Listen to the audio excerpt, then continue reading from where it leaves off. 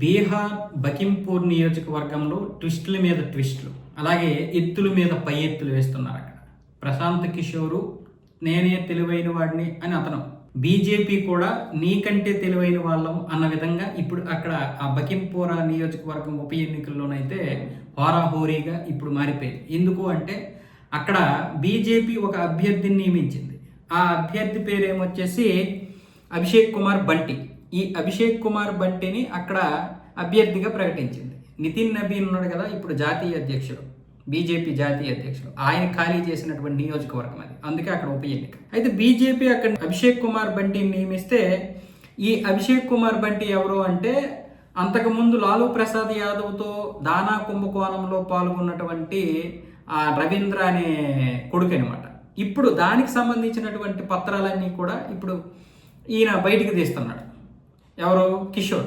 ఈయన బయటికి తీసేసరికి బీజేపీకి ఈ విషయం తెలిసి వెంటనే ఈ విషయం తెలుసుకొని ఇక్కడ అధిష్టానం కూడా ఈ వీడికి ఎందుకు మీరు టికెట్ ఇచ్చారని వెంటనే ఇప్పుడు అక్కడ నీరజ్ కుమార్ సింహాని అయితే బరిలోకి దింపింది. ఈ నీరజ్ కుమార్ సింహ ఎవరు అంటే ఒక సాధారణ కార్యకర్త, బీజేపీకి చెందినటువంటి ఒక సాధారణ కార్యకర్త.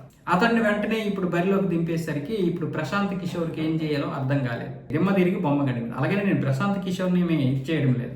ఇలాంటి దానా కుంభకోణం చేసినటువంటి వ్యక్తి యొక్క కొడుకుని నియమించినప్పుడు ఖచ్చితంగా ప్రశాంత్ కిషోర్ లాంటి వాళ్ళు అక్కడ వ్యతిరేకించడంలో తప్పేమీ లేదు. అలాంటప్పుడు బీజేపీ ఖచ్చితంగా దొరికిపోతుంది. ముందే ఇలాంటివి చూసుకోవాలి. అలాంటి కుంభకోణం చేసినప్పుడు మనందరం ఎంత బాధపడ్డాం. దాన్ని మనం ఇప్పటికీ వ్యతిరేకించుతున్నాం, వ్యతిరేకించాలి కూడా. లాలూ ప్రసాద్ యాదవ్ యొక్క రాజకీయ సమాధి ఎక్కడ జరిగిందంటే అక్కడే జరిగింది. దానా కుంభకోణంతో మొదలైంది అతని పతనం. అలాంటి దానా కుంభకోణంలో భాగంగా ఉన్నటువంటి వ్యక్తి యొక్క కొడుక్కి సీట్ ఇవ్వడం అనేది తప్పే కదా. కాబట్టి అయితే ప్రశాంత్ కిషోర్కి దీన్ని విమర్శించడానికి కూడా అవకాశం లేకుండా పోయింది. ఇప్పుడు ఇతన్ని సాధారణ కార్యకర్తను నియమించేశారు. ఇప్పుడు ప్రశాంత్ కిషోర్ కూడా ఈ నియోజకవర్గంలో నిల్చుంటున్నాడు.